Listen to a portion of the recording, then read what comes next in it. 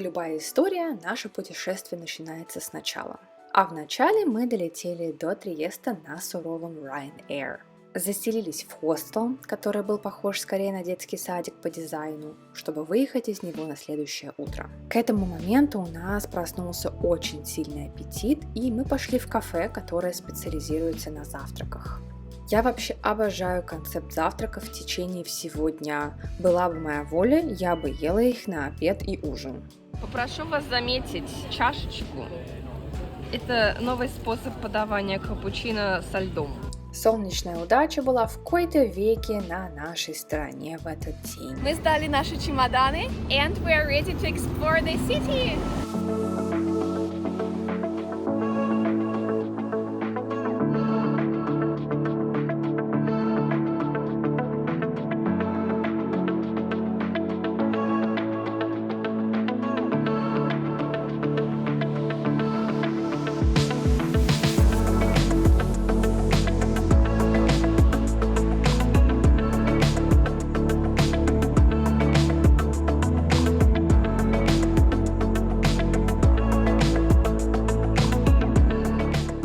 С такими эпичными кадрами Гранд-канала очень трудно сравниться на Земле.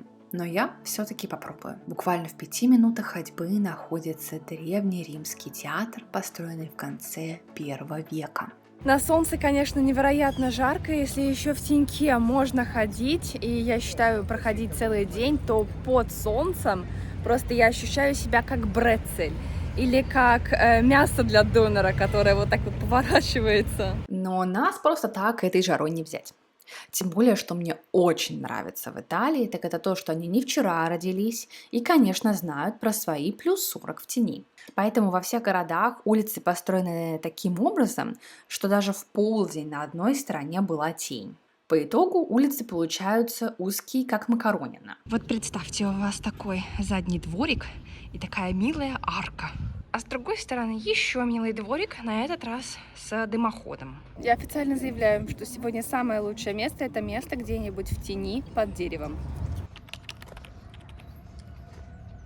Под палящим солнцем, но мы все-таки пришли посмотреть на эти руины. Эти руины оказались, к слову, не просто так лежащими камнями в стиле фэншуя, а, как полагается Италии, имели очень древнюю историю. На этом месте находился римский форум Триеста, который был построен аж в 1 веке до нашей эры. У меня от восторга отвалилось практически все, когда я узнала, что мы сидели в теньке рядом с такими древностями. К слову, римский форум в Триесте — это сердце древнего города Тергесте, из которого вырос современный Триест. Рядом находится замок Сан-Джусто. Он был построен чуть позже, а именно в 15 веке по приказу императора Фридриха III Габсбурга. Если бы нам давали евро каждый раз, когда мы слышим упоминание семьи Габсбургов при путешествии, то мы уже давно бы накопили на Феррари, потому что у них было невероятное влияние по Европе и больше. Вот так мы и полетали с вами над самой исторической частью Триеста. Особая благодарность спонсору этого видео – папе Макса. Папа Макс, что бы мы делали без твоего подарка на день рождения?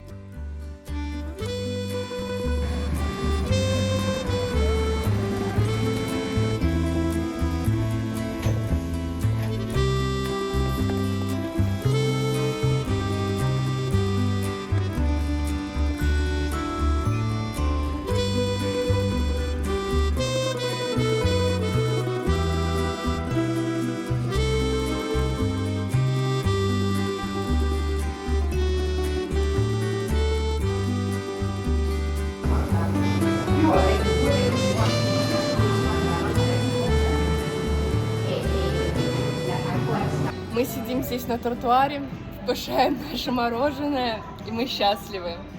И если кто-то сюда придет, то знайте, здесь, оказывается, есть места, даже не нужно сидеть на тротуаре, как мы.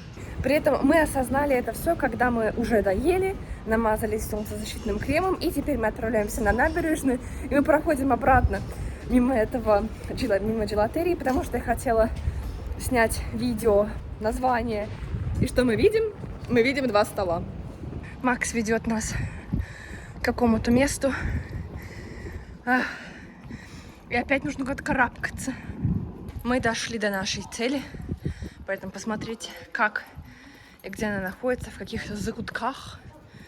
но красивых итальянских закутках.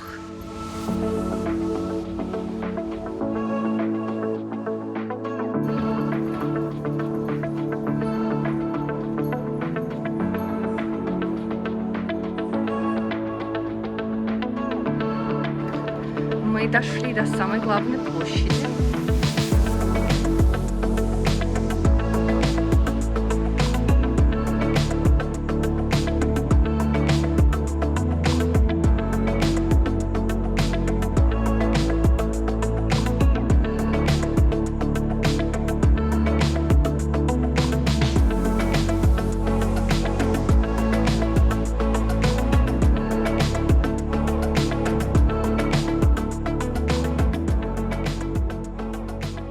Вот вы знаете, что такое контраст? Это когда ты полчаса продирался через те самые узкие, тенистые, прекрасные итальянские улочки, а потом бабах, сначала выходишь на главную площадь, Пьяцца Унида Италия, а потом, после всего этого, идешь дальше на набережную Триеста, которая тоже огроменная. В этот момент погода распогодилась настолько, что на контрасте с сияющим солнцем моя белая кожа выглядела уж очень неестественно.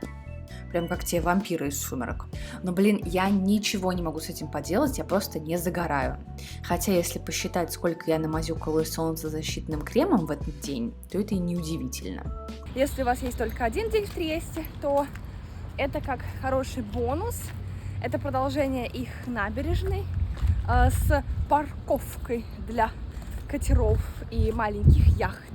И дальше мы дойдем как раз к нему. Это маяк. Я оставлю здесь это посещение маяка как напоминание, что нужно заранее проверять локации и конкретно расположение тех объектов, к которым вы потенциально идете. Потому что я, честно, до последнего была уверена, что мы идем к Фаро делла Витория. Короче, я не знаю, как такое произошло. Я была ответственна за выбор маяка. И вот мы пришли. И, возможно, вы задумаетесь, что не очень-то красиво. И да, я подхожу к нему и думаю, а он не белый.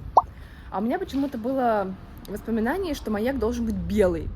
И действительно, оказывается, их здесь два, а это вообще третий, который даже не совсем действующий, он просто как достопримечательность. Короче, мы пришли к какому-то маяку в жопе географии.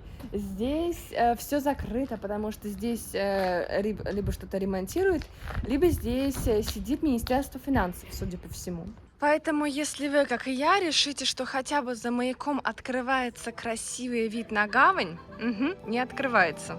А тем временем подошел момент отъезда. Триест был не причиной нашего путешествия, а скорее красивый остановочный пункт. Нам предстояло доехать до Словении, арендовать машину в Любляне и отправиться исследовать эту прекрасную страну.